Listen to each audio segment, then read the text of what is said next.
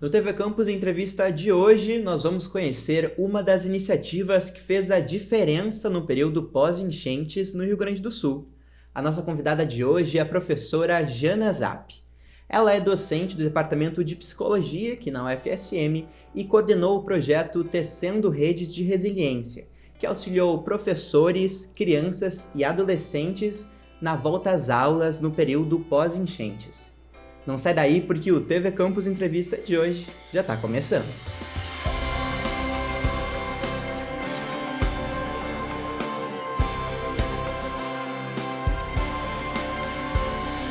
Eu sou Victor Souza, estudante de jornalismo na UFSM. Professora, seja bem-vinda ao TV Campus Entrevista e vou começar já te parabenizando por essa iniciativa. Seja muito bem-vinda. Obrigada. Eu que agradeço essa oportunidade. É muito importante a gente poder falar e conversar sobre um tema que é tão pertinente, né? Perfeito, prof. Para começar nossa conversa, você podia nos explicar como é que funcionou esse teu projeto, como é que ele foi estruturado durante o período das chuvas do mês de maio? Então, o projeto começou a partir de um convite. Nós, há algum tempo, como universidade, né, o Departamento de Psicologia e o Programa de Pós-Graduação em Psicologia tem uma espécie de parceria com a Promotoria Regional de Educação, a PREDUC, e a gente desenvolve algumas ações a partir dessa parceria. E já há alguns anos, né? E quando teve as enchentes, a promotora visitou as escolas mais afetadas, especialmente as escolas da região do Morro Seychella, onde teve um deslizamento de terras, várias famílias foram desalojadas, desabrigadas, inclusive teve uma família que foi soterrada, né? Tivemos mortes, então tivemos uma situação muito, né, difícil, né, para lidar, e muitas crianças e adolescentes das escolas envolvidas. Então, quando a promotora, a doutora Rosângela, fez a visita nas escolas, ela foi com essa questão: o que vocês precisam, o que a gente pode fazer para ajudar vocês nesse momento difícil? E então as 4 escolas visitadas pediram, né, projetos com relação à saúde mental, principalmente das crianças e dos adolescentes. Em uma das escolas já havia uma colega colaborando e desenvolvendo projetos, então essa escola ficou com essa colega e a gente assumiu o projeto em 3 escolas dessa região. A Escola Xavier da Rocha, a Escola Walter Jobim e a Escola Rômulo Zanck. Então, foi a partir disso que a gente estruturou as ações com esse pedido das escolas, né, feito pela promotora, que nos acionou, né? E porque eu acho super interessante contar essa história, porque a promotora chegou nas escolas muito rapidamente, logo depois que, né, as enchentes começaram, e então significa que ela também já fazia parte dessa rede de apoio para a escola, né, para a comunidade. Não é uma pessoa estranha que chegou lá, né, uma pessoa Sim. que já tinha uma parceria. E também quando ela nos aciona, a gente também responde rapidamente, porque também já tínhamos essa parceria, ainda que não focado com essa demanda, com demandas, né, que as escolas apresentaram ao longo dos anos. Então, isso é fundamental quando a gente tem uma situação de desastre, uma situação de catástrofe, né?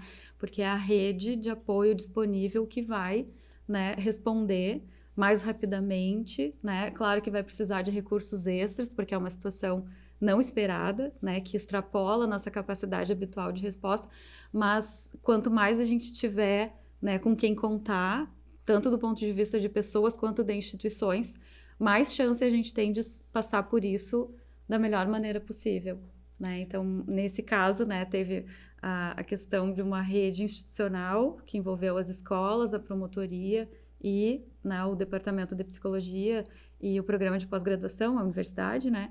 E, enfim, né, depois também a Coordenadoria Regional de Educação e outras instituições que também se somaram a esse trabalho. Prof, e quais foram os impactos psicológicos do evento climático extremo nessas crianças e adolescentes das escolas que vocês atenderam neste período? Então, os principais impactos, assim, né, foram principalmente das crianças terem muito medo, né, que acontecesse de novo, né, em muitas situações as crianças começava a chover, elas tinham medo que fosse acontecer tudo de novo, começava a chorar, queriam voltar para casa, assim, um impacto emocional, principalmente nesse sentido do medo, dificuldade de acreditar na previsibilidade de um futuro, né, tranquilo, estável, que a gente precisa, né, para o nosso dia a dia. Teve alguns impactos, assim, que a gente avaliou mais indiretamente, de crianças que tiveram que se mudar o local de residência para outras comunidades. Então, teve esse impacto muito forte de crianças que tiveram que se inserir numa outra comunidade, numa outra escola, e às vezes num espaço completamente desconhecido, essa ruptura de vínculos muito difícil, né? Um impacto, né, muito... Porque por mais que as crianças que permaneceram na comunidade foram impactadas, né? Desenvolveram medos, desenvolveram uma série de dificuldades para lidar com isso, elas estavam ali contando com o apoio das pessoas que elas conheciam, da comunidade, da própria escola. Então, essa ruptura de laços em função da necessidade de se mudar, e principalmente quando aconteceu para uma outra comunidade, acho que é um dos impactos mais delicados, assim, quando a gente pensa no desenvolvimento da criança e do adolescente, que remete ao que eu falava antes, assim, do quanto que nessas situações é importante a gente contar com uma rede de apoio. E quando o próprio evento promove rupturas nisso, o impacto ainda é mais severo do ponto de vista emocional, né? Prof, e como que foi realizado esse auxílio psicológico nas escolas? Foi coletivo, foi individual, foi com os professores, em forma de conversa? Detalhe um pouco mais pra gente. Então, num primeiro momento, a gente foi para as escolas escutar os professores, os orientadores educacionais, aquelas pessoas que na escola são uma referência para acolher as demandas emocionais das crianças e dos adolescentes, né? Toda escola tem alguém que conversa, que escuta, que é aquela pessoa que os alunos procuram quando tem alguma dificuldade. Então, a gente, num primeiro momento, foi escutar essas pessoas. E é muito importante a gente dizer que, por mais que as escolas tenham pedido esse apoio em termos de saúde mental, a gente viu que todas elas estavam fazendo muito nesse sentido. Todas elas estavam sendo muito acolhedoras com as crianças e adolescentes, todas elas estavam fazendo muito mais do que o que se espera, assim, né, de um contexto escolar, assim, né, muito para além da preocupação com a aprendizagem, com o ensino, elas estavam preocupadas com a integralidade do desenvolvimento dessas crianças. Inclusive, por isso, puderam detectar essa necessidade de apoio em termos de saúde mental. Então, eu sempre acho muito importante ressaltar isso, que a gente encontrou escolas com profissionais muito afetivos, muito preocupados, muito acolhedores, e isso já é muito nessas situações, né? A ponto de que teve escolas que a equipe da escola sabia da situação de estudantes egressos da escola, de pessoas da comunidade que já não tinham mais um vínculo direto com a escola, e a escola continuava sendo uma referência para essas pessoas. Então, isso foi muito importante, né? E de ver, assim, as escolas respondendo a esse respeito, oferecendo apoio, oferecendo suporte, às vezes sem se dar conta que o que elas estavam fazendo era o que se espera que seja feito nesse momento, né? E um primeiro passo foi isso, conhecer a escola, o contexto da escola, o que eles estavam fazendo. E aí, a gente, no trabalho com a escola, uma das ações que a gente teve foi essa: olha, o que vocês fizeram é exatamente o que se espera nesse período de emergência, de resposta, logo após o desastre. Vocês ofereceram a primeira ajuda psicológica, né? Que é um protocolo mundialmente reconhecido e recomendado para essas situações. Elas não conheciam o protocolo, né? Não sabiam nem da existência deles, mas elas fizeram o que tinha no protocolo. Então, uma das coisas que a gente fez foi entregar nas escolas esse protocolo e dizer: olha, vejam o que vocês fizeram, o que era esperado fazer. E numa próxima situação vocês vão ainda, né? Vocês vão ter ainda mais recursos para fazer isso, porque vocês vão identificar que vocês fizeram, que isso foi importante, que isso teve consequências positivas para o enfrentamento dessa situação, e estarão mais preparados para situações futuras. E aí, depois desse primeiro contato, de conhecer a escola, saber o que eles já vinham desenvolvendo, porque eles não começaram, né, esse trabalho quando a gente chegou lá, eles já estavam fazendo, e esse primeiro, né, apoio de valorizar o que eles estavam fazendo, acho que foi importante, assim, para as escolas. Aí cada escola tomou um rumo diferente, porque daí, dependendo dos recursos da escola, das demandas específicas das escolas, cada escola teve um desenvolvimento mais específico, assim, né? Por exemplo, teve uma escola que não trouxe para nós, assim, demandas muito relacionadas com os desastres climáticos. A gente encontrou ali demandas mais típicas, assim, né? Situações de adolescentes com autolesões, com ideação e tentativa de suicídio, conflitos entre os próprios adolescentes, que num primeiro momento, né, não seria uma demanda emergente da questão climática, mas às vezes demandas pré-existentes que nessas situações se intensificam, né, extrapola a capacidade habitual de lidar com isso. E aí a gente deu atenção para essas questões que estavam emergindo e provavelmente intensificadas, não diretamente relacionadas, mas intensificadas pela situação de emergência. Em outras escolas, a gente teve crianças mais diretamente afetadas, que tiveram, né, que sair das suas residências e ir para outros locais, e aí com essas rupturas de vínculos, algumas outras situações de crianças que presenciaram situações de resgate, situações mais difíceis, daí mais diretamente relacionadas.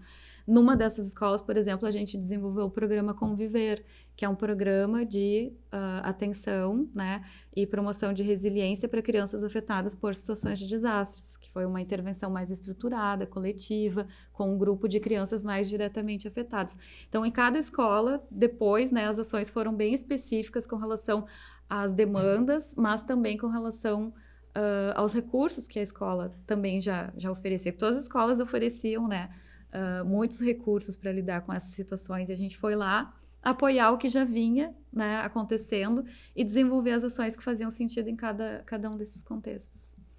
Professora, tu citou na tua fala anteriormente de crianças que quando começava a chover, elas ficavam muito preocupadas, ansiosas, e tem um termo que tem sido discutido muito na internet ultimamente, que é ansiedade climática. Eu queria te perguntar o que seria a ansiedade climática e se esse quadro que tu comentou anteriormente pode se enquadrar nessa questão. Uhum. Então, eu não sei te dizer, porque é um termo novo, né? Assim como essa frequência de desastres também tem sido nova para a gente, né? E relativamente nova, né? Mas o que eu te diria, assim, que a ansiedade é um modo de resposta, né, possível diante de situações de perigo, né?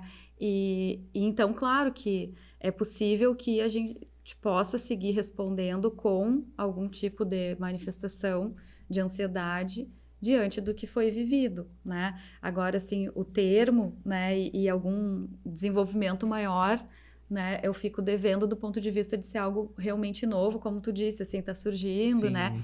Então, o que eu acho que é super importante pensar é que, diante de eventos extraordinários, se espera respostas extraordinárias, né? Diante de um evento anormal, se espera respostas anormais.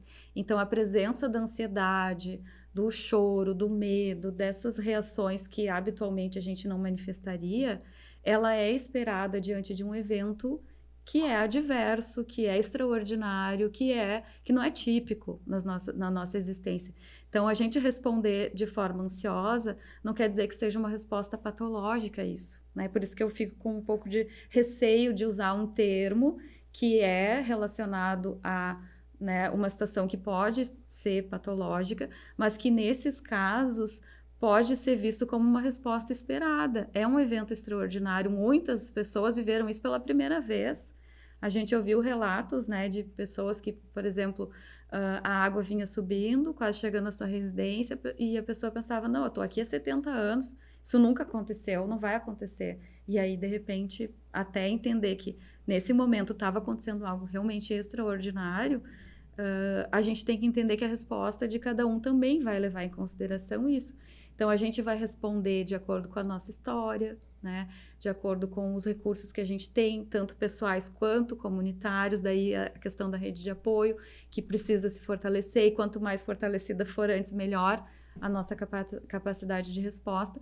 Mas é a ideia de pensar que essas respostas são esperadas, e a gente precisa tentar isso, acolher e tentar oferecer recursos para que as pessoas possam responder a isso, né, de outra forma, assim, que a gente possa retomar o nosso funcionamento, e ainda que, né, fique algo, né, como marcas desses eventos, assim, né, porque eu acho que é um pouco isso, assim, é um evento de grandes proporções, atinge diversas pessoas, e a gente vai carregar marcas disso, né, E assim como pode carregar marcas da ansiedade, começou a chover, já me lembro de tudo aquilo, já, né, palpita, já acaba tendo até sintomas corporais, mas a importância de também carregar disso marcas que eu diria assim, marcas positivas, digamos assim, né? Marcas do apoio recebido, marcas da solidariedade que aparece, e essa é a importância dessa mobilização abrangente para também oferecer outros tipos de lembranças, de memórias, de marcas desses acontecimentos, né? Prof, tu comentaste sobre uma cartilha que foi distribuída nas escolas, né? Eu tenho uma pergunta para ti para entender como que deveria ser esse auxílio de escolas ou de instituições públicas ou privadas para auxiliar essas crianças, adolescentes, pessoas que foram atingidas por um evento tão gigantesco, de proporções tão grandes como foi as enchentes do ano passado. Uhum. Então, eu penso que é uma resposta também bem complexa, bem abrangente, né? Mas retomando a cartilha, né? A primeira ajuda psicológica, né? Ela tem vários elementos, é uma cartilha de domínio público, assim, né? Ela foi construída por diversas agências que têm experiência de intervenção com essas situações, dentre elas a Organização Pan-Americana de Saúde, e ela orienta, né, que essa primeira ajuda, ela é uma ajuda humanitária, ela é uma ajuda, né, que às vezes a gente pode ofertar a nossa presença, estar junto com alguém que sofreu uma situação mais difícil e mostrar que ela não está sozinha, né, e acolher todo tipo de resposta que a pessoa possa manifestar. É muito comum que num primeiro momento as pessoas fiquem em silêncio, né, elas ainda não têm palavras para dizer da experiência, né, adversa que vivenciaram. E estar ao lado, escutando, mesmo que seja o silêncio, é uma forma de manifestar apoio, solidariedade, né, de oportunizar que as pessoas se reconectem uns com os outros e sintam que elas não estão sozinhas, que apesar de toda a dificuldade, de toda a dor, de tudo que elas passaram, elas não estão sozinhas para enfrentar isso. E isso vem, né, na oferta de um apoio que é humanitário. Tu estar ali, tu oferecer água, alimento, né? Quantas pessoas se mobilizaram para oferecer água, alimento, vestuário, né? Isso é ofertar essa primeira ajuda psicológica, né? Não é necessariamente uma situação que tipicamente a gente pensa, né? Numa situação típica de apoio psicológico.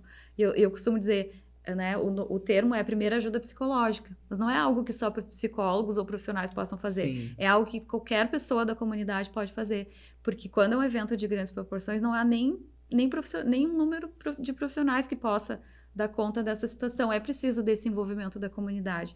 E numa mesma comunidade, a gente tem pessoas mais diretamente afetadas, pessoas menos diretamente afetadas. Então, se eu me coloco nessa situação de estar nessa comunidade, não ter sido tão afetada, eu posso responder a isso apoiando aqueles que foram mais diretamente afetados. Porque uma questão que enfim, né, eu falei de como que a proposta se constituiu e que veio por meio dessa escuta da promotora nas escolas, mas ela veio por esse nosso convênio institucional, mas eu moro nessa comunidade. Então, isso também, né, me toca no sentido de que eu faço parte dessa comunidade e talvez por conhecer a comunidade eu tenha ali um vínculo que vai ajudar muito nessa intervenção, diferente de que se eu fosse alguém, né, que não conhece Externo, a comunidade, sim. que não é do território. Então, isso é fundamental nessas situações, que cada vez mais o maior número de pessoas saiba, né, da importância dessa primeira ajuda, né, que é psicológica do ponto de vista das consequências dela, não da preparação ou da formação que a gente precise ter para desenvolver, e que se afetou minha comunidade, não me afetou diretamente, eu vou estar lá para ajudar. Isso é algo que eu aprendi desde a KISS, né, e, enfim, depois disso já vivenciei diversas situações de desastres e catástrofes. A mais recente foi aqui, né, com o nosso colégio politécnico, e nosso vizinho, né, e que eu pensei, bom, né, podia ser meus estudantes, e não foi, então eu vou lá apoiar quem esteve mais diretamente envolvido com essa situação que atinge a minha comunidade. E isso é algo que talvez com o tempo, né, a gente possa ir assimilando, e foi o modo como eu assimilei. Meu primeiro contato com essas situações foi lá no evento da Boate Kiss, e tive apoio de muitos profissionais que já tinham experiência com relação a isso, mas desde então, né, eu tenho me engajado nessas ações como alguém da comunidade, não como uma profissional, não como psicóloga, não como professora. Não que isso não venha junto, não tem como, né, deixar de fora, mas eu me coloco como um membro da comunidade para oferecer esse apoio comunitário, alcançar uma água, uma roupa, né, e sabendo que isso é oferecer, né, apoio psicológico. Perfeito. Prof, agora já finalizando a nossa conversa de hoje, eu queria te perguntar quais aprendizados que vocês obtiveram dando esse auxílio psicológico. Você comentaste que também estava junto ali na KISS, agora na questão do Colégio Politécnico. Quais aprendizados que tu leva de uma situação dessas? Então, eu sempre digo, né, e o aprendizado é muito isso, assim, né, a gente se sentir cada vez mais pronta para responder cada vez mais rapidamente, cada vez com mais recursos, quando acontece, né, nas nossas comunidades. Eu trago muitos ensinamentos, né, e um deles, assim, é no sentido de que a gente precisa se preparar mais, a gente precisa falar mais sobre isso, a gente precisa fazer prevenção. E como é que a gente faz prevenção, né? Por isso que eu falei desde o início, assim, vou encerrar falando disso. Fortalecendo as nossas redes de apoio, né? Então, a gente não sabe, né? É da própria definição do desastre ele ser um evento abrupto e, em certa medida, imprevisível, né? E como é que a gente previne? Do ponto de vista emocional, não é necessariamente prevenindo o evento, não é prevenindo até questões que a gente não tem controle, né, das questões climáticas, até certo ponto, né, mas como é que a gente previne?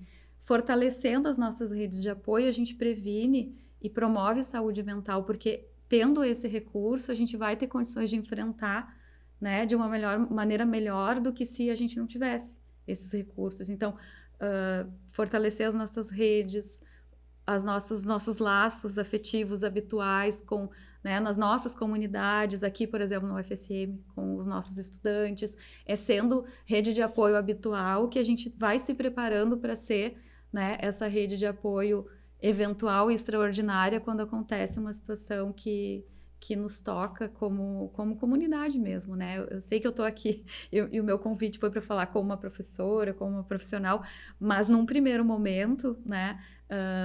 Assim como eu vou, porque já fui várias vezes, eu acho que esse também é um grande aprendizado, assim, né? É no sentido de que a cada vez que a gente vai, a gente aprende muito, a gente se modifica, sabe? Eu tenho clareza, assim, que eu não sou a professora que sou e que eu era antes de ter vivido todas essas situações, assim. Tenho certeza que também isso me torna uma pessoa diferente. Eu trago essas marcas que são marcas importantes, assim, né? Que me modificaram e modificaram o meu jeito de ser como pessoa, como professora, como profissional. E isso é inquestionável, assim, a gente aprende muito nessas situações. Então, cada vez que eu fui me inserindo nessas situações, e todas elas, quando dizia respeito à minha comunidade, a própria pandemia que todos vivemos, né? A minha intervenção, meu apoio foi para os estudantes, os meus alunos, né? Então, eu trago isso não como uma profissional que atua em toda e qualquer situação de desastre, mas quando é na minha comunidade, eu me sinto cada vez mais pronta para responder, cada vez mais, cada vez mais rapidamente eu consigo ir e pensar no que eu posso ajudar, como eu posso ser útil. E eu acho que né, a cada vez vai agregando um pouco mais de conhecimento, de enriquecimento, assim, por mais que são situações duríssimas, assim, muito difíceis, a gente chora muito, a gente se desespera, mas a gente leva, assim, uma força de poder enfrentar que, né, a experiência nos traz. Professora, queria mais uma vez parabenizar a senhora por essa ação e agradecer pela nossa conversa de hoje. Muito obrigado por estar aqui no TV Campus Entrevista. Eu agradeço a oportunidade, né? Acho que ficou claro assim, a importância desse tema, desse debate, dessa situação. E quanto mais pessoas, né, a gente puder motivar a se engajar, a se preparar, né, a fazer essa prevenção, né, fortalecer as suas redes, ser um ponto de apoio nas suas redes, assim, eu acho que a gente só tem a ganhar com isso. Então, eu agradeço muito a oportunidade. E o TV Campus Entrevista de hoje vai ficando por aqui. Lembrando que você pode nos assistir no canal 15 da NET Santa Maria ou no YouTube da TV Campus. E também você pode nos escutar a qualquer momento no seu tocador de áudio favorito ou na programação das rádios UFSM. Eu volto na segunda-feira que vem com mais um episódio sobre as ações da comunidade da UFSM na crise climática de maio de 2024. Até lá!